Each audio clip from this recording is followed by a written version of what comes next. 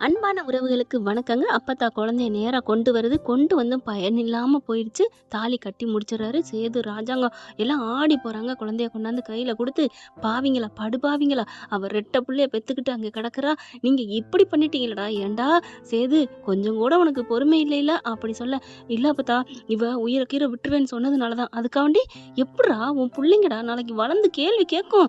என் அம்மாவ விட்டுட்டு ஏப்பா அப்படி வந்தேன்னு. அப்ப என்னடா பண்ணுவ?" அப்படின்னு சொல்லிட்டு பயங்கரமா லெஃப்ட் ரைட் விடுது. பார்க்குறாங்க. ஒண்ணும் புண்ணியலடா. இனிமே உங்கள நான் திருத்தவே முடியாது. நான் போறேன் அப்படின்னு சொல்லிட்டு திரும்ப அம்மா அப்படின்னு வேகமா வராரு ராஜாங்கம். என் பேரன் அப்படிங்கல. ஓ! பேரங்கிற நினைப்பெல்லாம் உனக்கு இருக்கா? இல்லம்மா அது வந்து அப்படிங்கல. இங்க பார்றா, நீ இப்படி பண்ணுவேன், நீ நீதி தவறாதவன் நான் நினைச்சேன்டா. ஏன்டா இப்படி அதுக்குள்ள பறக்கணுமா? இல்ல அவ தான் ஓலைய முறிச்சு போட்டு போயிட்டாளே, என் புள்ள வேணான்ட்டு. ஒரு நூல் அளவாவது என் புள்ள வேணும்னு அவ சொல்லியிருந்தான்னா, நான் சேதுவ அவளுக்கு அப்படியே சேர்த்து வச்சிருப்பனே அப்படின்னு சொல்ல, எப்புட்றா நீங்க தான் புடிச்ச பிடிவாதத்துல இருந்தீங்களடா. இப்ப இந்த புள்ளைய பார்த்தோன்னே கொஞ்சம் இறங்கி வந்திருக்கீங்க. ஆனா நான் சொல்றேன்டா வயிறறிஞ்சு.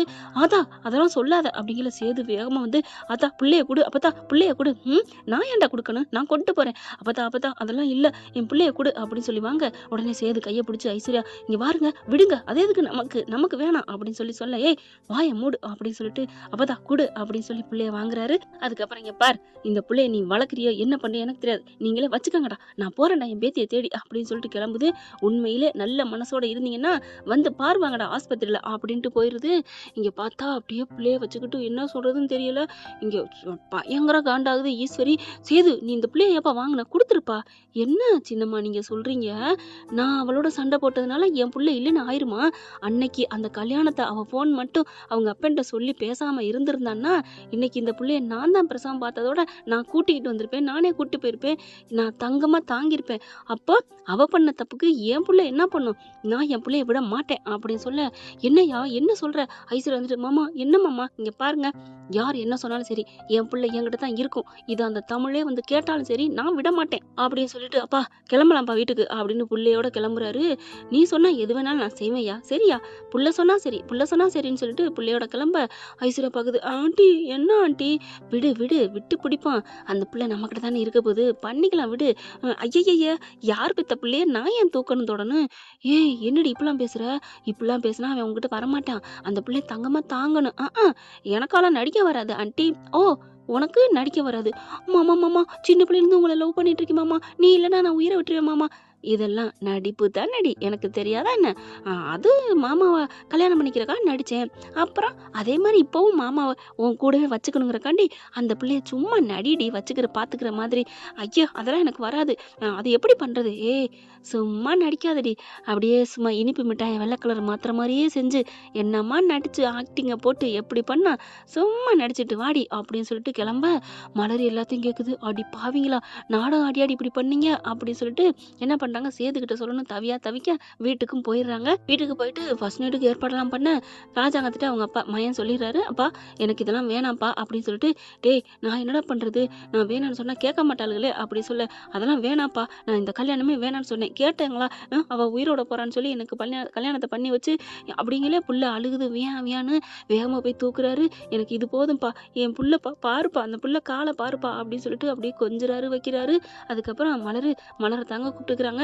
எல்லாத்தையும் மலர் தான் பாக்குது. பால் பாட்டில் எடுத்து வாங்கிட்டு வந்துருதுங்க. உடனே போயிட்டு எல்லாம் பண்ணிக்கிட்டு இருக்க, "அம்மா ஆண்டி பாருங்க ஆண்டி" அப்படின்னு சொல்ல, "நீ கவலைப்படாத" அப்படின்னு இவங்க இல்லாத நேரம் அவங்க எல்லாரும் வெளில இருக்காங்க இல்லையா? பூவெல்லாம் எடுத்து வாங்கிட்டு வர சொல்லிடுறாங்க ஈஸ்வரி. "எதுக்கு இதெல்லாம்? அப்புறம் இன்னைக்கு ஃபர்ஸ்ட் நைட் கொண்டாட வேண்டாமா என்ன?" "ஐயோ சின்னம்மா, இதெல்லாம் நான் கொண்டாடுற நிலைமையில இல்ல. அதெல்லாம் சரியா போயிரும்யா. எத்தனையோ பேர் பிடிக்காம கல்யாணம் பண்ணிட்டு அப்புறம் ஒண்ணு சேர்ந்து பிரிக்க முடியாம வாழ்றாங்க. நீ சும்மா இரு. நீ பிடிச்சு தானே கல்யாணம் பண்ண." அப்படி பாக்குறாரு ராஜாங்கத்த. ஒண்ணும் சொல்ல முடியாம இருக்கையில, "நீ சும்மா இருன்னு" சொல்லிட்டு உள்ளார போயிட்டு அலங்காரம்லாம் பண்ணிடுறாங்க. ஆனா பிள்ளைய வச்சுக்கிட்டே கொஞ்சிக்கிட்டே இருக்காங்க. எல்லாத்தையும் பார்த்துட்டு மலர் தாங்க அம்புட்டையும் பாக்குது. "நான் பாத்துக்கிறேன். தமிழோட பிள்ளைய நான் பாத்துக்கிறேன்" அப்படி சொல்ல, "நீ எல்லா வேலையும் பாரு மலரு. ஆனா என் பிள்ளை என்கிட்ட தான் இருக்கும்" அப்படின்னு தூக்கிட்டு போக, ஈஸ்வரி வந்துட்டு, சேது" அப்படிங்கல, நீங்க உங்க 2 பேருக்கு தான் இன்னைக்கு ஃபர்ஸ்ட் நைட்டு." "என்னது ஃபர்ஸ்ட் நைட்டா? அவ அங்க வழியில துடிச்சிட்டு இருக்கா. என் இன்னொரு புள்ள, என் அம்மா அங்க என்ன பிரிஞ்சு அங்க கிடக்கு. என் புள்ள இதோ இன்னைக்கு என் புள்ளைய நான் சொல்லி வச்சிருந்தாலும், பெத்த தாய பிரிஞ்சு பிரிஞ்சு கிடக்குது. இதுக்கெல்லாம் காரணம் இந்த ஐஸ் தான். என்னப்பா சொல்ற? ஆமா, அவள கல்யாணம் பண்ணனால தான். இல்லைன்னா இந்நேரம் நான் என் பொண்டாட்டியோட கொஞ்சிக்கிட்டு இருந்திருப்பேன். என் புள்ளையோட கொஞ்சிக்கிட்டு இருந்திருப்பேன். அட பாவி மாறிட்டானே மனசு அப்படின்னு சொல்லிட்டு என்ன பண்றாங்க, அதுக்காக என்னப்பா பண்ண முடியும்? என் புள்ள ஐஸ்வர்யா வெளியில விரட்ட முடியும். வேணா படுத்துக்கட்டும். ஆனா நான் அவகிட்ட எதுவுமே எனக்கும் அவளுக்கு கிடையாது. ஒண்ணும் இல்ல அப்படின்னு சொல்லிட்டு போயிடுறாரு. பாக்குறாங்க, ஏயா இப்படிலாம் பேசுற? ஆமா, என் புள்ள இருக்கு. நான் எவ்வளவு சொன்னேன் கேட்டாளா? நீங்களா கல்யாணம் பண்ணிட்டா உனக்கு தேவை தாலின்னு கேட்டா கட்டிட்டேன். அவ்வளவுதான். எனக்கு உன்னை பாக்குறதுக்கோ தொடுறதுக்கோ பேசுறதுக்கோ எனக்கு மனசு வரல அப்படின்னு சொல்லிட்டு வேகமா கிச்சனுக்கு போறாரு. பாலை எடுக்கிறாரு. கரெக்டா இங்க மலரும் வருது. மாமா உங்ககிட்ட ஒண்ணு சொல்லணும் மாமா. என்னம்மா சொல்ற? அவங்க ஐஸ்வர்யா அவங்கள கல்யாணம் பண்ணது எல்லாமே நாடகம் மாமா. என்ன மலர் சொல்ற? ஆமா அப்படின்னு சொல்லிட்டு அவங்க மாத்திரை தவறானதெல்லாம் போடல. அவங்க அதுக்கு பதில் இனிப்பு மிட்டாய் தான் வச்சிருந்திருக்காங்க. நாடகம் போட்டிருக்காங்க அப்படி சொல்ல. ஏன் எதுக்கு? அவ நீங்க எப்ப வேணாலும் மனசு மாறுவீங்களா? அதுவும் இல்லாம அங்க தமிழ்ச்செல்வியை வச்சிருக்கீங்கன்னு அதாவது தூக்கிட்டு போறீங்கன்னு சொன்ன கையோட இதுங்க ரெடி பண்ணியாச்சு. ஐயோ ஏமாமா நீங்க அதை நம்பி தாலியை கட்டிட்டீல்ல அப்படின்னு மலர் சொல்ல, இவ்வளவு நாடகம் ஆடிருக்காளுங்களா?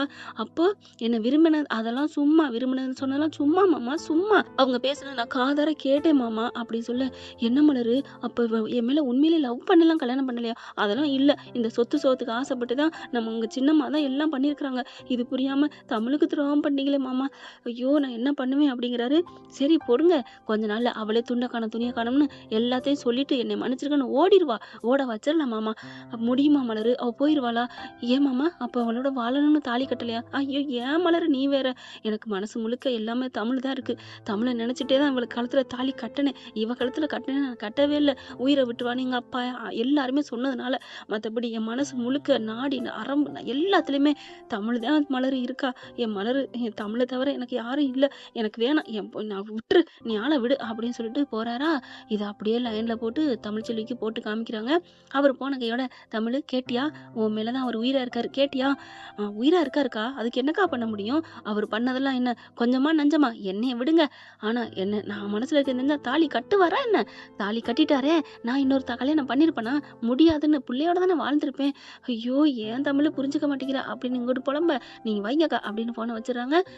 பாட்டி போயிட்டு அவங்களோட போய் செட்டில் ஆயிருதுங்க. இங்க பார்த்தா முதல் ராத்திரிக்கு இந்த புள்ள பால் செம்போட வருது. இவரு புள்ளைய கொஞ்சிக்கிட்டு இருக்காரா. புள்ளைய கொஞ்சிட்டு கீழே வந்தோன்னு, மாமா அப்படிங்கல. என்ன? அதெல்லாம் எனக்கு பால் வேணாம், நீயே குடி. மாமா ஆசையா கொண்டு வந்திருக்கேன், குடிங்க மாமா. என்ன ஆசையா கொண்டு வந்திருக்க? மரியாதை போ அப்படின்னு சொல்லிட்டு புள்ள பக்கத்துல அங்கிட்டு திரும்புறாரு. மாமா பால் அப்படிங்கல. பால் அப்படி தட்டி விடுறாரு. அங்கிட்டு போய் கொட்டுது. மாமா என்ன மாமா? இங்க பார், நான் சொன்னதுதான். என் புள்ளதான் எனக்கு முக்கியம். நீ ஒண்ணு என் மேல ஆசைப்பட்டு ஒண்ணு கல்யாணம் பண்ணலையே. ஏன் மாமா திடீர்னு இப்படி பேசுறீங்க? இங்க பார், உன் லட்சணம் எல்லாம் எனக்கு தெரியும். போய் படுப்போ அப்படின்னு சொல்லிட்டு படுக்க சொல்லிடுறாரு. இந்த பிள்ளை இங்கிட்டு வந்து படுத்துருது. அதுக்கப்புறம் குழந்தைக்கு பாலை கொடுத்துட்டு ஜுஜு ஜுஜுன்னு ரொம்ப நேரம் தொட்டி கட்டி தூங்க, அதாவது கட்டில்ல படுக்க வச்சு மடியில படுக்க வச்சு எப்படி தூங்க வச்சிடறாருங்க. இந்த பிள்ளை தூங்குனதுக்கு அப்புறம் என்ன பண்ணுது, புருஷன் ஆசை விடுதா என்ன? அப்படி மெல்ல இறங்கி இங்கிட்டு வந்து அப்படியே சேது பக்கத்துல தோள்பட்டையில கைய வச்சு, மாமா அப்படிங்கிற மாதிரி விரக தாகம்னு சொல்லுவாங்க இல்லையா, பசுபதி பசி பசி அப்படின்னு ஒரு படத்துல அருந்ததியில சொல்லுவாங்கல்ல, அந்த மாதிரி கழுத்துல இருந்து அப்படியே முத்தம் கொடுத்துட்டே வருடிக்கிட்டே வருது. இவருக்கு உணர்வு தெரிஞ்சதுக்கு அப்புறம் எந்திரிக்கிறாரு பாருங்க செம்ம காண்டுல. ஏய் யாரை கேட்டு இங்க வந்த அப்படின்னு போலான்னு ஒரு அறை. என்னம்மா அரைஞ்சிட்டீங்க, மரியாதையை போடி அப்படின்னு சொல்ல அப்படியே அழுகுறாங்க. நான் இப்பவே ஆண்டிகிட்ட போய் சொல்றேன், போய் சொல்லிக்கிடி போடி அப்படின்னு சொல்லி விரட்டி விடுறாங்க. அதுக்கப்புறம் அப்படி வேகமா அழுதுட்டே போயிட்டு ஆண்டிகிட்ட போய் சொல்லுது, இப்படி பண்ணிட்டான் அப்படி சொல்ல. நீ என்னடி பண்ண? அது நான் அவரை போய் கட்டி பிடிச்சு முத்தம் கொடுக்க போனேன், என்னை அடிச்சுட்டாரு. பாவி மவளை ஏண்டி இப்படி பண்ண? அப்புறம் அதுக்கு தானே ஆண்டி ஏற்பாடு பண்ணியிருந்தீங்க. அது கடமைக்கு பேருக்கு தாண்டி பண்ணியிருந்தேன். உன்னை பாவமா நீ ஏக்கமா உட்காந்துருக்கணும். அதை பார்த்து ஐயோ பாவம் இவள் ஏன் இந்த தண்டனை அனுபவிக்கணும், நம்ம இவளோட வாழுவோம் அப்படின்னு அவனுக்கு கொஞ்சமாவது இறக்கம் வந்திருக்கும். அப்படி இருக்கையில அதை விட்டுட்டு நீயா போய் விழுந்தினா அவன் எப்படி உன்னை ஐயோ கெடுத்துக்கிட்டப்போ இப்போ என்ன ஆண்டி பண்ணணும்? இன்னி போனீங்கன்னா அவன் அடிப்பான். என்ன பண்றது, நீ என் கூட பாடு அப்புறம் பார்த்துக்கலாம் அப்படின்னு இதுங்க திட்டத்தை போடுதுங்க. ஆனா அங்க முடியவே முடியாது, நடக்கவே நடக்காதுங்க. சேது புள்ளையும் கைமா அப்படித்தான் தூக்குறாரு, கொஞ்சிறாரு, வளர்க்குறாருங்க. என்ன ஃப்ரெண்ட், இப்படிலாம் போனா நல்லா தான் இருக்கும். பார்க்கலாம் என்ன நடக்க போகுதுன்னு. இந்த பதிவு உங்களுக்கு பிடிச்சிருந்துச்சுன்னா உங்க பொண்ணான கையில ஒரு லைக்கை போட்டு சப்ஸ்கிரைப் பண்ணி ஆதரவு கொடுங்க அன்பு உறவுகளே. Thank you friend. இந்த வீடியோ உங்களுக்கு பிடிச்சிருந்தா தயவு செய்து லைக் பண்ணுங்க. இன்னும் அப்டேட்ஸ்க்காக சேனலை சப்ஸ்கிரைப் பண்ண மறக்காதீங்க. நம்ம கிட்ட இருக்க எல்லா சேனல்ஸோட லேட்டஸ்ட் வீடியோ அப்டேட்ஸ்க்காக மேல ரைட் சைடுல காட்டுற லிங்கை கிளிக் பண்ணி வாட்ஸ்அப் குரூப்ல ஜாயின் பண்ணுங்க. உங்களிடம் விடைபெறுவது நான் உங்கள் மெஹர்.